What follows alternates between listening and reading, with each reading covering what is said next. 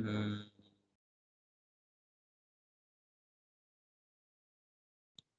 saya sudah kelihatan ya? Sudah, Pak. Sudah ya? Ini saya salah share screen. Share-nya harusnya screen supaya bisa kelihatan. Saya ganti-ganti.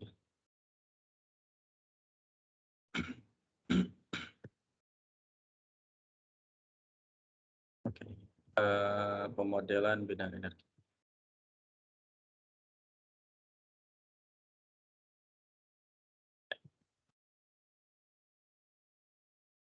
Eh, hari Rabu kemarin kita sampai sini ya. Sampai di slide ini ya. Tentang solusi analitik, bagaimana cara kita memeriksa apakah sebuah fungsi itu solusi dari persamaan diferensial atau tidak. Untuk ini, di pertemuan yang lalu, saya sudah bahas jawaban untuk A dan C ya, kalau tidak salah ya. Kalau B bagaimana? Yang B solusi atau bukan?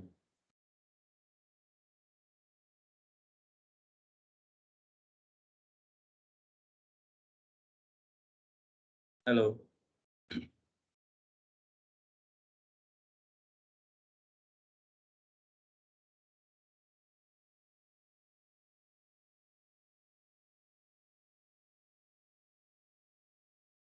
Bukan, Pak. Bukan solusi ya.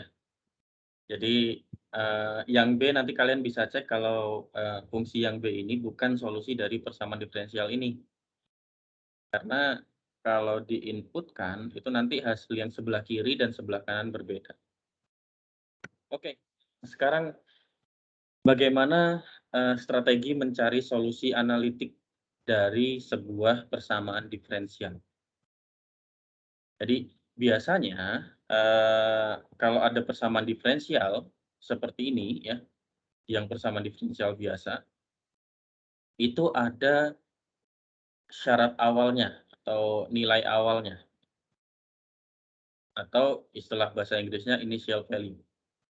Jadi biasanya problem-problem dalam persamaan diferensial itu seperti ini bentuknya. Jadi, turunan dari, persamaan diferensialnya, kita punya persamaan diferensialnya, kemudian punya nilai awalnya. Nilai misalkan untuk kasus ini, Y di titik T0 itu adalah Y0, seperti itu. Ya. Jadi biasanya bentuknya seperti ini, kalau menemukan yang seperti ini disebut sebagai initial value problem. Jadi masalah nilai awal. Karena kita punya masalah di persamaan diferensial, kita ingin cari tahu solusinya, dan kita cuma punya nilai awalnya seperti apa. Sehingga kita nanti cari tahu solusinya seperti apa. Jadi masalahnya disebut sebagai initial value problem. Nah, contohnya seperti ini ya. Kita punya DYDT itu adalah 12 T pangkat 3 min 2 sin T. Dengan syarat awal Y0, Y pada T sama dengan 0 adalah 3. Solusinya gimana? Kalau seperti ini kan solusinya mudah ya, karena sebelah kanan semuanya T semua ya. Jadi solusinya kita tinggal integralkan sebelah kiri dan sebelah kanan terhadap T, sehingga kita punya YT adalah 3 T pangkat 4 plus 2 cos T plus C. Ini solusinya sudah benar atau masih kurang benar? Masih ingat kalkulusnya? Aduh Pak, lupa kalkulus sudah di apa, 2 tahun lalu, 3 tahun lalu. Masih ingat nggak ini, integral ini? Masih, Pak. Masih ya? Nah, kalau kita integralkan ya, ketika kita mengintegralkan itu kan kita hampir dipastikan di belakang punya konstanta C ya, yang kita tidak tahu nilainya. Nah, konstanta ini ya, solusi ini, fungsi yang ada konstantanya seperti ini ya, ini biasanya kita sebut sebagai general solution atau solusi umum. Solusi umum ya. Baru ketika kita masukkan nilai awalnya, Y0 sama dengan 3, ya ini kalau ada konstanta ini ya, itu konstantanya disebut konstanta integrasi, terus, ekspresi ini disebut sebagai, solusi umum ya, kalau ada konstanta integrasinya. Baru kalau kita masukkan nilai awalnya, ya, 3 sama dengan Y0. Y0 sendiri berarti kita ganti T-nya dengan 0 ya. 3 kali 0 pangkat 4 plus 2 cos 0 plus C. Di situ kita dapat 2 plus C. Berarti 3 sama dengan 2 plus C, maka kita punya C sama dengan 1. Nah, dari sini kita dapat solusi dari permasalahan nilai awal ini menjadi YT sama dengan 3T pangkat 4 plus 2 cos T plus 1. Nah, ketika sudah seperti ini kita baru sebut sebagai solusi khusus ya. Khusus buat permasalahan nilai awal ini saja. Kalau nilai awalnya diganti berarti solusi ini belum tentu benar. Walaupun ketika kita substitusikan ke sebelah kiri sama dengan, kita substitusikan ke sebelah kanan sama dengan juga, itu nilainya memenuhi persamaan diferensial ini, tapi dia tidak memenuhi tapi dia juga harus memenuhi nilai awal. Sampai sini apakah, bisa dipahami?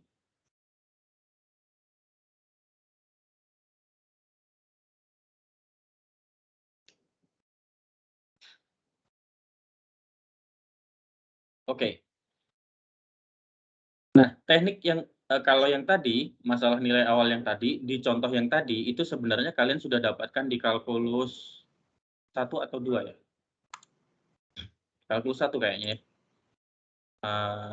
Turunan integral gitu ya, terus ada nilainya. Nah, teknik mencari solusi yang ingin saya kenalkan di sini adalah yang namanya teknik separation of variables ya, jadi teknik pemisahan variabel. Karena apa? Karena, bentuk umum dari turunan itu ya, di sebelah kanannya tidak hanya fungsi dari T saja, tapi juga fungsi dari Y ya. Kalau kita balik lihat contoh ini ya, di sini sebelah kanannya sama dengan, itu hanya fungsi dari T. Kalau ada Y-nya di sini gimana? Nah, kita bisa coba pakai teknik yang namanya, pemisahan variabel. Teknik pemisahan variabel ini bisa berlaku ketika ya, ini yang sebelah kanannya sama dengan, bisa kita pisahkan menjadi sebuah fungsi yang bergantung pada T, dikalikan dengan fungsi yang bergantung pada Y saja. Kalau tidak bisa, maka teknik ini tidak bisa digunakan.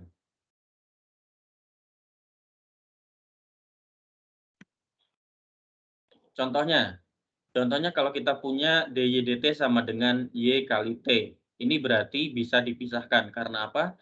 Karena kita bisa pisahkan YT menjadi T ya, yaitu sebuah fungsi dari T saja, T dikalikan dengan Y, yang mana Y itu fungsi dari Y saja. Contoh yang kedua, DY dt adalah T plus Y, itu tidak bisa dipisahkan. Karena apa? Karena tidak bisa diubah menjadi bentuk ini. Sampai sini apakah ada pertanyaan?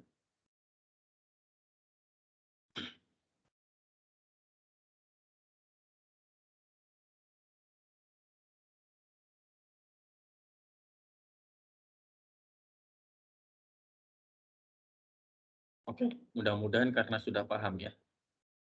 Nah, kalau gitu kita ke bagaimana mencari solusi persamaan diferensial ya, orde pertama yang bisa dipisahkan. Cara cari. Oke, tapi sebelum itu kita cek dulu ya. Ini kira-kira dari sini yang mana yang bisa dipisahkan, yang mana yang tidak. Nomor 1 bisa dipisahkan atau tidak? Bisa, Pak. Bisa, Pak. Bisa. Bisa. Dengan cara apa? Yang GTHY tadi. Ya. Dengan cara penyebutnya kita faktorkan terhadap T ya. T-nya kita keluarkan dari penyebut, jadi penyebutnya kita punya T kali Y plus 1 ya. Di sini contohnya ya. Kita punya dy dt sama dengan t plus 1 per ty plus t. Ya. Ini bisa kita buat sebagai t plus 1 per t kali y plus 1. Dari sini berarti kita punya t plus 1 per t kali 1 per y plus 1. Ya. Yang mana yang ini adalah dt, yang ini adalah y. Ya. Oke, bisa dipahami ya? Bisa, Pak. Yang kedua, ini bisa dipisahkan atau tidak?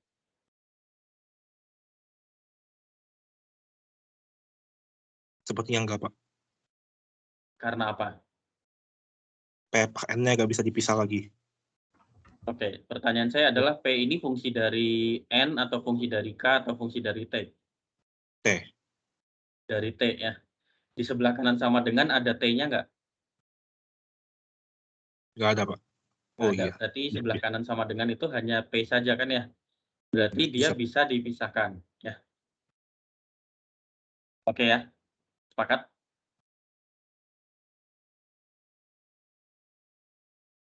Ya, jadi kalau yang kedua ini juga bisa dipisahkan karena apa? Di sebelah kanan sama dengan bahkan tidak ada T-nya. Yang ketiga, ini bisa dipisahkan atau tidak?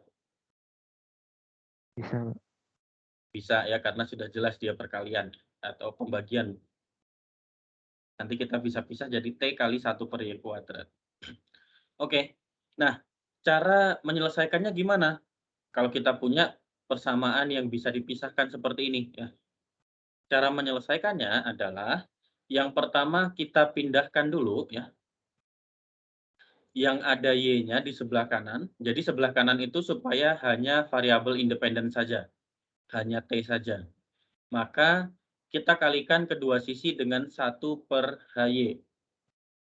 Jadi ketika kita kalikan kedua sisi jadi ini dengan 1 per HY, maka kita punya DY 1 per HY kali DY dt sama dengan GT ya. Sampai di sini bisa dipahami ya. Karena ini sebelah kanan HY per HY kita anggap 1 gitu ya. Kemudian kita integralkan kedua sisi ya. Kalau sisi kanan kita integralkan terhadap T, maka sebelah kiri juga harus kita integralkan terhadap T. Nah, karena sebelah kiri ini ada dy per dt, terus ada dt lagi, ini kan dt-nya kita anggap dt per dt ya, bisa kita coret. Jadi bentuk akhirnya itu seperti ini ya. Yang harus kita selesaikan adalah sebelah kiri adalah integrasi dari 1 per HY terhadap terhadap Y, kemudian sebelah kanan integral dari GT terhadap T. Ya, ini sebenarnya tidak perlu kalian hafal ya rumusnya karena tidak sulit. Kita langsung dengan latihan saja ya. Kita diminta untuk mencari solusi umum dari problem ini. dy dt sama dengan t per y kuadrat.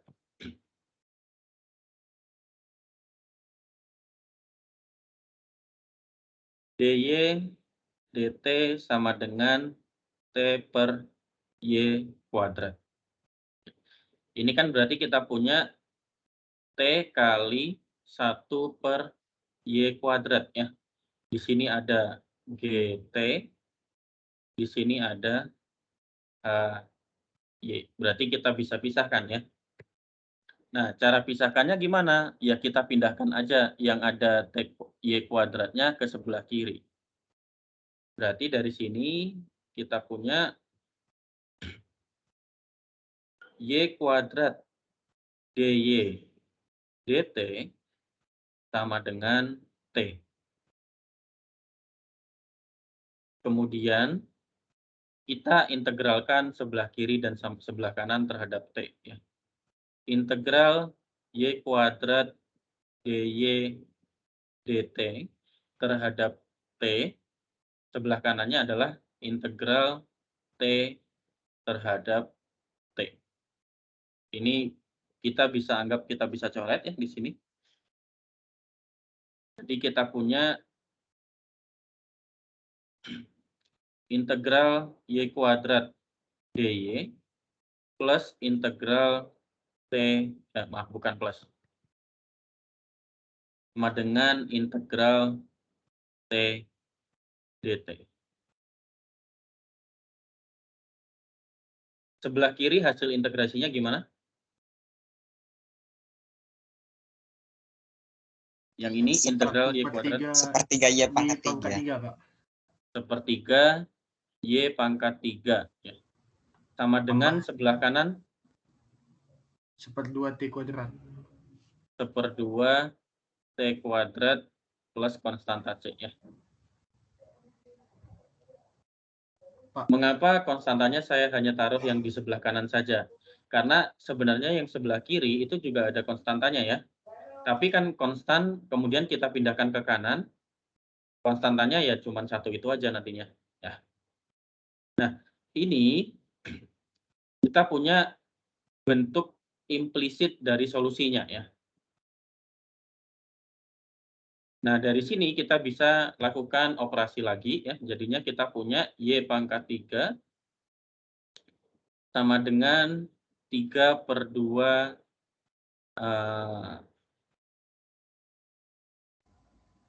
T kuadrat plus 3C ya. Tapi ini kan 3 kali C, ini kan masih konstan ya. Ini masih konstan.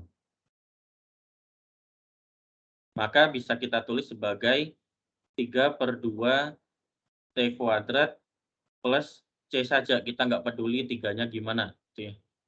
Atau kita anggap ini C1 gitu ya. Ini C1, berarti kita anggap 3C1 adalah konstanta C.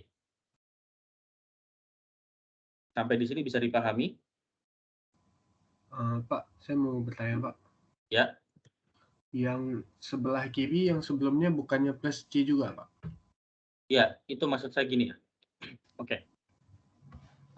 Saya pakai warna lain ya. Pada dasarnya setelah kita integralkan kan kita punyanya 1/3 Y pangkat 3 plus anggaplah K1 ya, sama dengan setengah T kuadrat plus K2. Nah, kalau K1-nya kita pindahkan ke sebelah kanan ya, maka kita punya 1/3 Y pangkat 3 sama dengan 1/2 T kuadrat plus K2 min K1. Nah, ini yang saya anggap sebagai C1, karena konstanta kurangi konstanta ya sudah, kita anggap sebuah konstanta baru gitu ya. Makanya ketika seperti ini, yang sebelah kiri sebenarnya tidak perlu ditambah konstanta. Bisa dipahami? Oh iya, bisa, Pak. Oke, ya.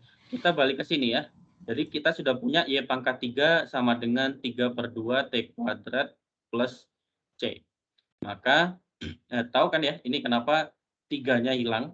Karena 3 kali C1, C1-nya konstanta yang kita tidak tahu. Ya sudah, daripada tulis 3C1, kita hilangkan saja 3-nya. 3C1 kita kumpulkan jadi C. Maka di sini kita dapat solusinya adalah Y sama dengan akar pangkat 3 dari 3/2 T kuadrat plus C. Ini adalah solusinya. Bisa dipahami cara cari solusinya untuk persamaan diferensial yang bisa dipisahkan?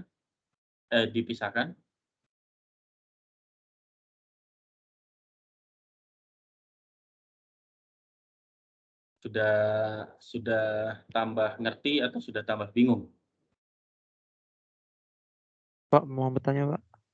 Ya, silakan. Berarti, Pak, untuk mengenai cara tadi, Pak, itu memang selalu dikali 1/HY, Pak, ya? Bukan 1/GT. Atau bisa Bukan. juga, Pak? Jadi intinya mau kita pisahkan, kalau kita lihat di sini ya, sebelah kiri sama dengan itu hanya Y saja, sebelah kanan sama dengan hanya T saja. Nah, itu yang kita ingin dapatkan. Ya, kalau mau dikali dengan 1 per GT, maka Y-nya, ya, DY-nya harus kita pindah ke kanan.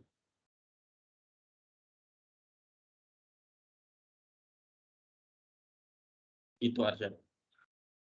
Oke. Berarti bisa juga Pak ya?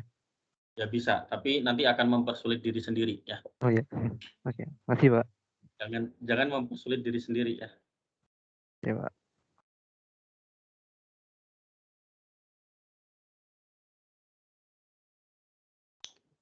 Oke, lanjut ya.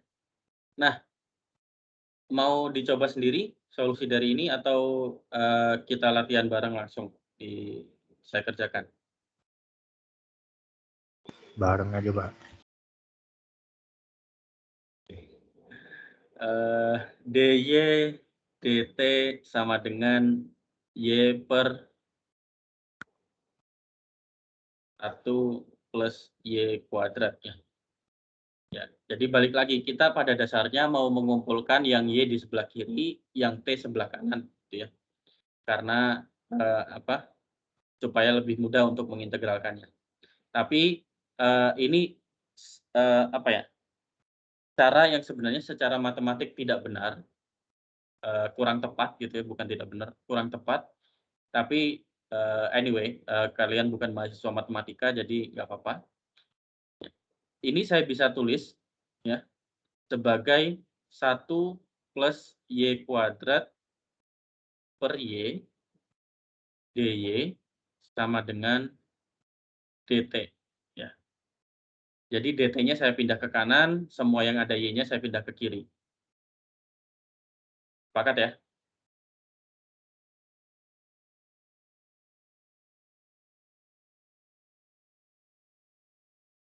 Ini secara matematik tidak benar sebenarnya, tapi nggak apa-apa buat kalian.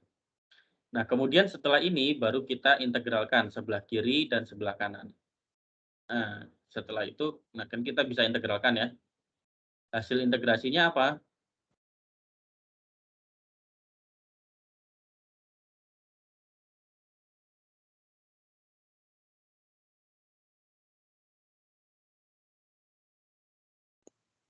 Dan Y tambah setengah Y kuadrat, Pak. Oke. Mutlak ln Y ya, kalau nggak salah ya. Bukan. Dan mutlaknya. Ln mutlak Y plus setengah Y kuadrat Y kuadrat. sama dengan T plus C. Gini ya. Sudah betul? Iya, Pak. Sebelah kirinya adalah ln Y plus setengah Y kuadrat, sama terus sebelah kanannya adalah karena integral dari 1 dt itu berarti T ya, plus C. Nah, di kasus ini ya, kalau di atas tadi kan kita bisa ubah menjadi bentuk Y sebagai fungsi dari T ya. Karena kita bisa kumpulkan yang Y di kiri semua, maksudnya kita bisa sederhanakan seperti ini. Di kasus ini kira-kira bisa nggak?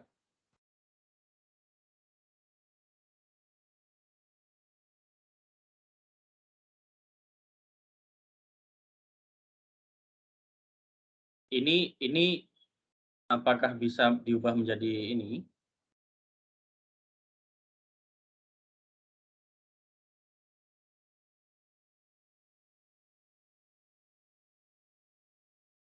Apakah kita bisa memperoleh Y T sama dengan sebuah fungsi dari T saja? Misalkan Y besar T.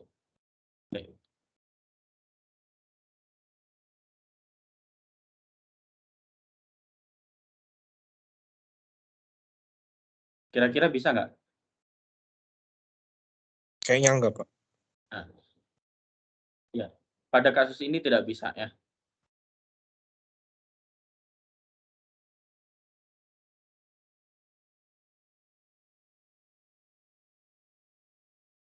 Tidak bisa. Sehingga yang kita punya di sini adalah solusi untuk persamaan solusinya dalam bentuk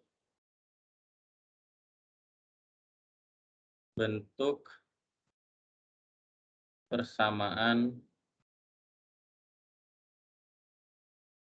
implisit.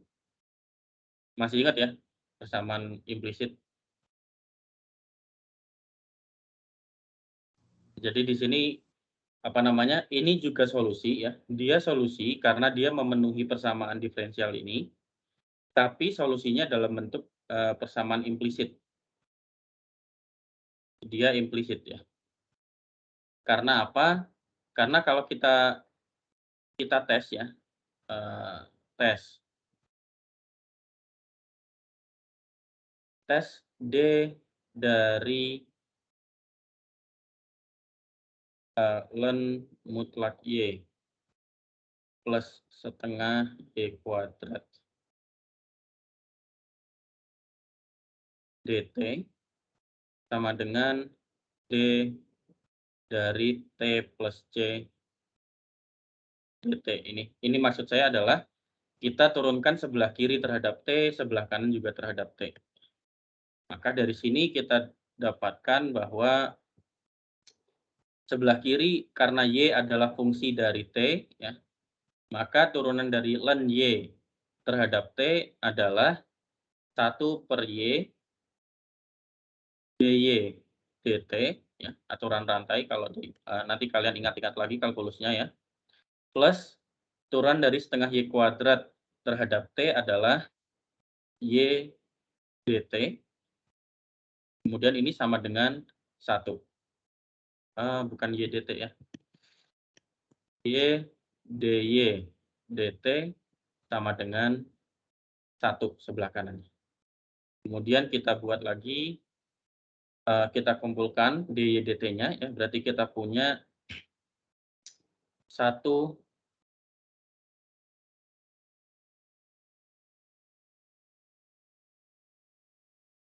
per Y plus Y dy dt sama dengan 1. Sehingga kita dapatkan di sini 1 plus Y kuadrat per Y dy dt sama dengan 1. Dari sini baru kita dapatkan dy dt sama dengan Y per 1 plus Y kuadrat. Nah, kita balik, dia memenuhi persamaan diferensial yang ini ya. Jadi walaupun solusinya adalah persamaan implisit, tidak masalah. Oke. Itu tadi untuk bagaimana kita menyelesaikan persamaan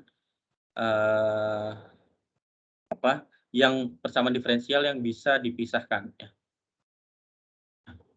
Ini PR yang pertama bagi kalian ya. Coba selesaikan masalah nilai awal ini. Kemudian PR yang kedua adalah cari fungsi apa ya. Fungsi apa penggantinya GY supaya YT sama dengan E pangkat 2T adalah solusi dari persamaan ini. Nanti silahkan dikerjakan ya. Kita masuk ke teknik yang kedua, yaitu teknik kualitatif. Mengapa kita pilih teknik kualitatif ya? Kadang-kadang mencari solusi analitik dari sebuah persamaan diferensial itu tidak mudah, ya, tidak trivial. Maka kita perlu teknik lain untuk menginterpretasikan solusi dari persamaan diferensial kita. Jadi ada banyak cara untuk mendeskripsikan solusinya. Nah, di sini kita fokus terhadap geometri, teknik-teknik berbasis geometri untuk merepresentasi solusi dari persamaan diferensial ini, yang kita sebut sebagai slope field atau apa ya bahasa Indonesianya yang tepat itu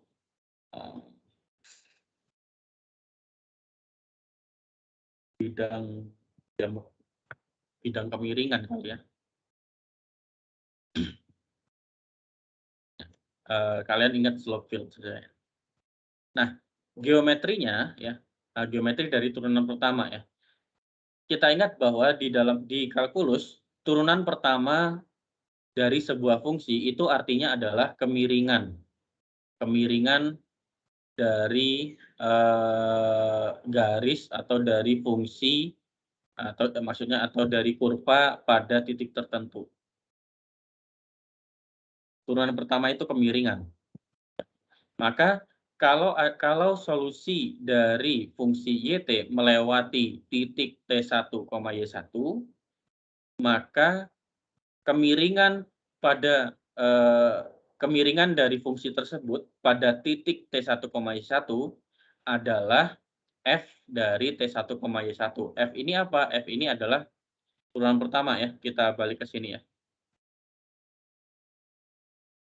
Jadi dari sini sebenarnya berarti kita bisa menebak kira-kira solusi dari persamaan diferensial itu bentuknya seperti apa. Kita bisa menebak-nebak. Nah, contoh ya. Coba kita gambarkan slope fields dari bidang kemiringan dari persamaan diferensial ini. dy dt sama dengan y min t. Caranya bagaimana? Caranya adalah yang pertama kita kumpulkan daftar titik. Ini salah ya, ini harusnya T1, Y1, T2, Y2 dan seterusnya. Ini saya salah ketik. Ya. Misalkan kita membuat daftar titiknya ya. 0,0, 0,1, 0,3, 1,0 dan seterusnya. Kita bisa pilih titik dimanapun.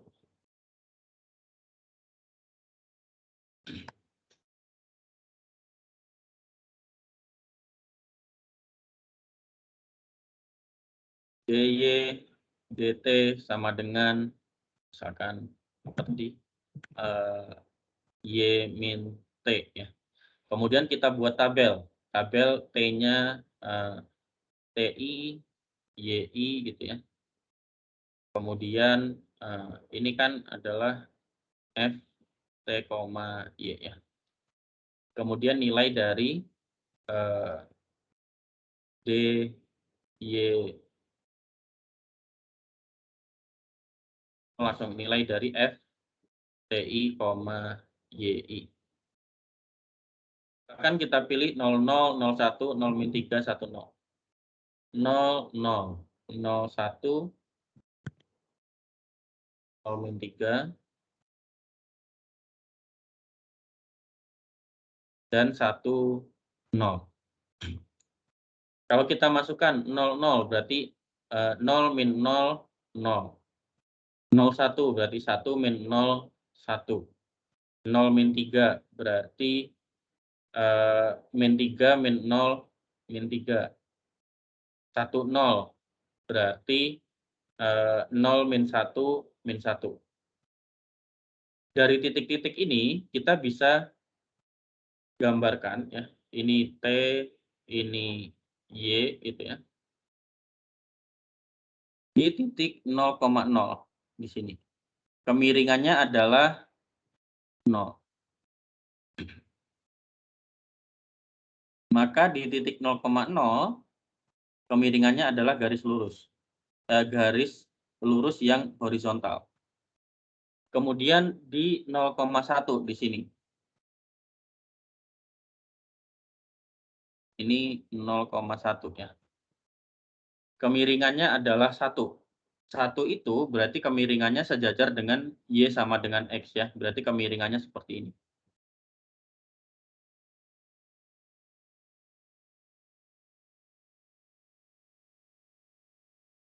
Kemudian 0, salah ya. 0,1 itu ini harusnya. 0,1. Kemiringannya seperti ini.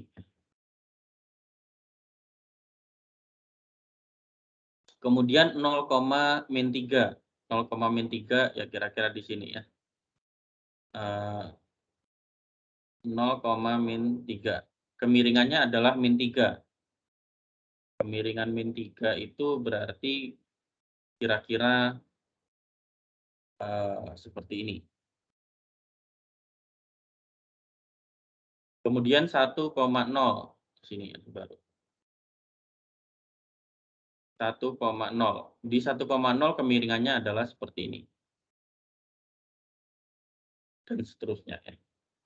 Nah, ketika menggambarkan slope fields, itu sebaiknya kita kumpulkan titik sebanyak-banyaknya. Jadi nanti di titik ini gimana, titik ini gimana, titik ini gimana. Jadi semakin banyak titiknya, kita semakin tahu bentuk-bentuk kemiringannya di setiap titik itu akan seperti apa. Sehingga kalau kita punya sebuah solusi, kita bisa tebak, oh kira-kira solusinya nanti, sehingga kita kalau punya sebuah nilai awal, kita bisa tebak solusinya akan seperti apa. Itu slope fields ya. Jadi seperti itu. Namanya apa? Ya, silakan. Tadi kemiringannya nyari gimana Pak ya? Miringannya. Yang ini. Ya Pak, 0,1 tuh bisa miring ke gitu gimana nyari gimana Pak? Oke. Itu sebenarnya harus terbiasa sih ya. Jadi kemiringan kalau kalian ingat ya, kemiringan itu kalau kalian punya Y sama dengan MX plus C ya, atau supaya sama saya tulisnya Y sama dengan M kali T plus C supaya sesuai dengan ini ya. Maka di sini kita punya M-nya adalah Y2 min Y1 per T2 min T1. Kemiringan 0 itu berarti Y2 min Y1-nya harus sama dengan 0. Maka dia horizontal. Ya ini sebenarnya kemiringannya seperti apa itu kalian perlu tebak-tebak ya. Nah, kemiringan 1 misalkan kemiringan 1 di titik 0,1. Berarti misalkan saya pilih di titik 0,1 ya. 0,1. Berarti kan kita punya M-nya adalah Y2 min Y1. Anggaplah ini T2, Y2 ya. Berarti kita punya 1 min Y1 per 0 min T1. Ini harus sama dengan 1. Maka kalau misalkan saya pilih Y1-nya sama dengan 1,1 gitu ya misalkan. Maka kita punya T1-nya adalah berapa? 1 min 1,1 kan negatif 0,1 ya. Berarti T1-nya adalah 0,1. Nah, baru kalau kita plot ya, kita di sini punya titik 0,1. Nah, kemudian titik yang kedua adalah 0,1, 1,1. Berarti kira-kira 0,1 geser ke kanan ya. 0,1, 1,1 ya, anggaplah seperti ini. Di sini kita dapat titik 0,1, 1,1. Kita gambarkan kemiringannya. Seperti itu. Bisa dipahami ya? Timothy tadi kalau nggak salah ya. Nanti kalau kalian sudah terbiasa, nanti kalian tahu kira-kira oh kalau kemiringannya seperti ini ya kira-kira kayak gimana bentuknya. Yang pasti kalau kemiringan positif itu dari kiri bawah ke kanan atas, kemiringan negatif itu dari kiri atas ke kanan bawah. Nah, untuk kemiringannya seberapa itu kalian harus terbiasa dengan latihan. Nah, coba kalau misalkan kita mau gambarkan diagram kemiringan dari persamaan diferensial ini. dy dt sama dengan 2t.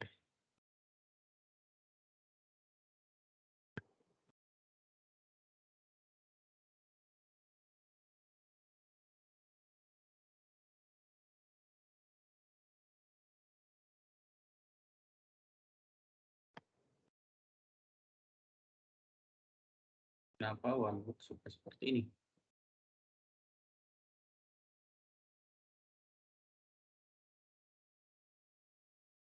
Oke, sekarang dy dt sama dengan 2t ya. Nah, ini ada triknya sebenarnya ya. Ini t, ini y ya. Kita cek dulu yang bikin dia sama dengan 0. Kalau 0 itu kalau turunin pertama 0 itu kan berarti dia garis horizontal gitu ya. Ini sama dengan 0 berarti T-nya sama dengan 0. Nah, T sama dengan 0 itu kan berarti titik-titik ini ya. Titik-titik di sepanjang apa namanya? Sumbu Y itu adalah apa namanya? Titik-titik di mana turunan pertamanya itu selalu 0. Maka kita tahu bahwa di titik-titik ini kemiringannya adalah hanya garis horizontal saja. Nah, kemudian kita bisa pilih titik-titik lain. Kita cek kalau di T-nya 1, ini karena T-nya hanya 1 ya. Kalau di T-nya 1 kemiringannya 2, berarti T-nya 1 kemiringannya begini. Jadi sepanjang T sama dengan 1, itu kemiringannya sama, T sama dengan 2. Di T sama dengan min 1, kemiringannya adalah min 2. Jadi sepanjang garis T sama dengan min 1, kita punya kemiringan min 2. Maaf itu gambarnya nggak terlalu sejajar ya, tapi harusnya seperti ini ya kira-kira. Ya, kalau kita cek ya, solusi dari dy dt sama dengan 2t ini kan apa ya? Solusinya adalah yt sama dengan t kuadrat ya. Berarti kita bisa tahu bahwa nih solusinya kan bentuknya seperti ini.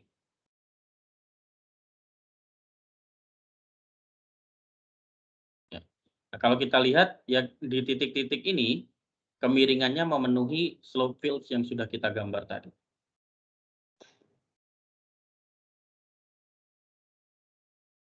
Nah,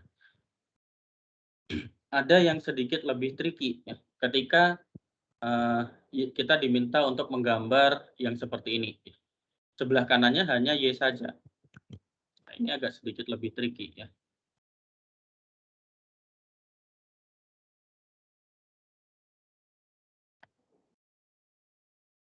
dy dt sama dengan 4y kali 1 min y.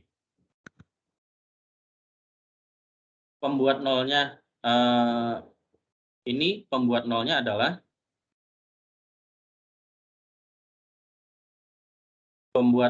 adalah y sama dengan 0 atau y sama dengan 1 ya. Kalau kita gambarkan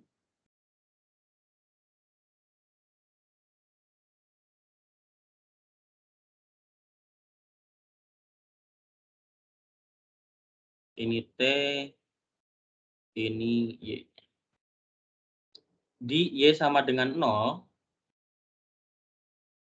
itu dia harusnya garis lurus. Berarti Y sama dengan 0 itu adalah sumbu T.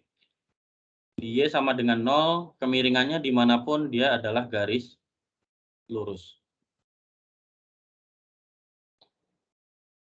Kemudian di Y sama dengan 1, ya, anggaplah di sini 1 gitu ya, ini 1. Dia nilai turunan pertamanya juga 0, berarti kemiringannya juga garis lurus di sini.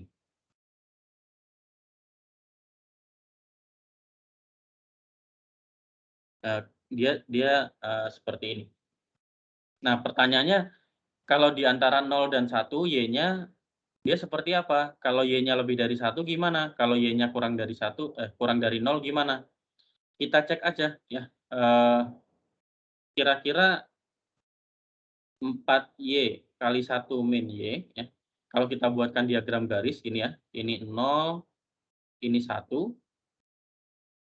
Kalau kita masukkan, kalau kita buat batas seperti ini ya, yang ada di sebelah kiri misalkan kita masukkan min 1 ya.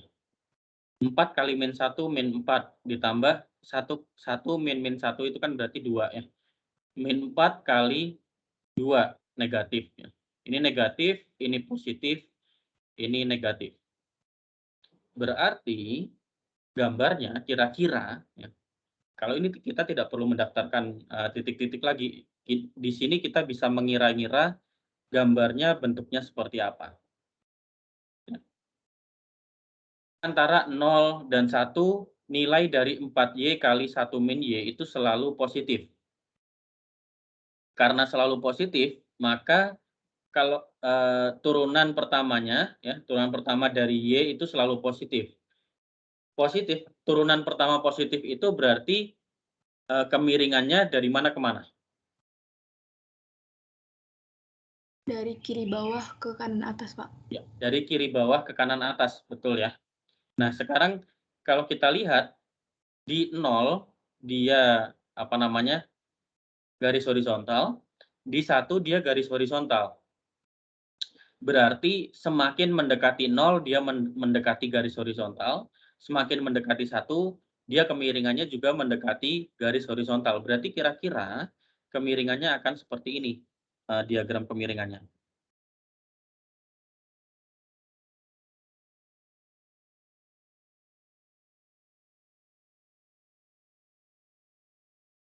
Kira-kira seperti ini.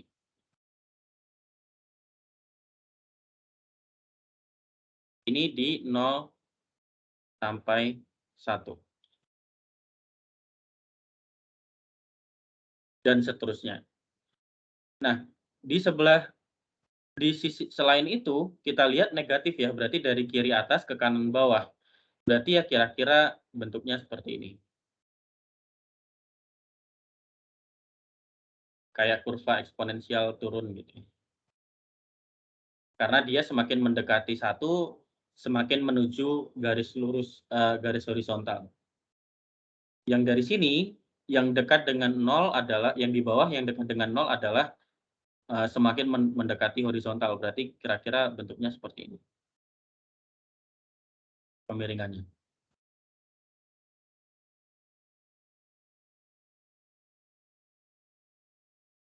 Kalau dari sini kita lihat bahwa, oke, kalau misalkan nilai awal dari persamaan diferensial ini ada di antara 0 sampai 1, maka kita tahu, oh kira-kira trennya dia akan seperti itu.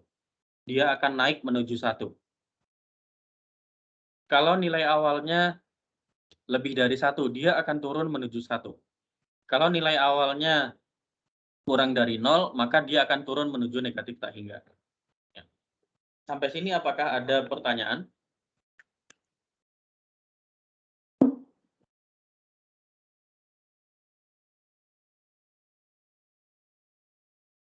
Makin bingung ya.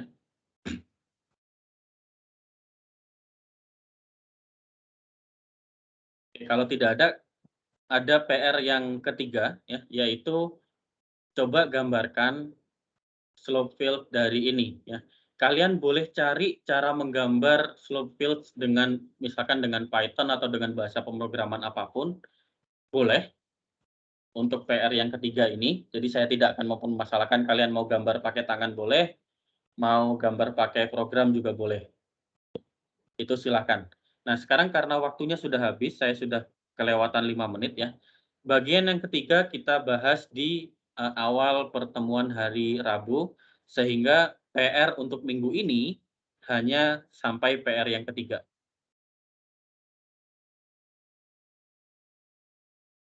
Walaupun nanti di sini ada aturannya, bagaimana di slide ini ada aturannya untuk mengerjakan PR-nya ya. Jadi rencana saya seperti yang saya sampaikan sebelumnya, setiap pekan akan ada PR yang harus kalian kerjakan dan akan dinilai. Tapi saya ingin kalian membuat kelompok. Nah, karena saya belum tahu profil umum di kelompok di kelas ini seperti apa, maka untuk kelompoknya kalian bebas, maksimal satu kelompok 3 orang. Jadi boleh sendirian, boleh berdua saja, boleh bertiga. Kemudian kalian kerjakan PR tadi, ya. Jawabannya boleh ditulis menggunakan Microsoft Word atau dengan tangan, tulis tangan, kemudian di-scan ke PDF, atau saya prefer kalau kalian bisa pakai latex. Nah, kemudian formatnya adalah NIM _NIM ya, tergantung anggotanya berapa. Jadi NIM saja, tidak perlu nama. Kemudian NIM-nya ini harus ditulis dengan urutan dari NIM terkecil ke NIM terbesar. Nah, tempat submit PR-nya di mana? Ini sudah saya buatkan tempat PR-nya ya. Di pemodelan bidang energi, kemudian file, kemudian di situ ada folder tugas mingguan. Nah, di dalam folder tugas mingguan itu sudah saya buatkan tugas 01, ini berarti tugas untuk minggu pertama, kalian upload ke sini tugasnya. Nah, PR-nya harus dikumpulkan sebelum pertemuan pertama di minggu selanjutnya. Berarti sebelum hari Rabu itu jam berapa ya kuliah? Kita jam 3 sore kan ya? Berarti sebelum hari Rabu jam 3 sore itu harus sudah dikumpulkan. Sampai di sini apakah ada pertanyaan?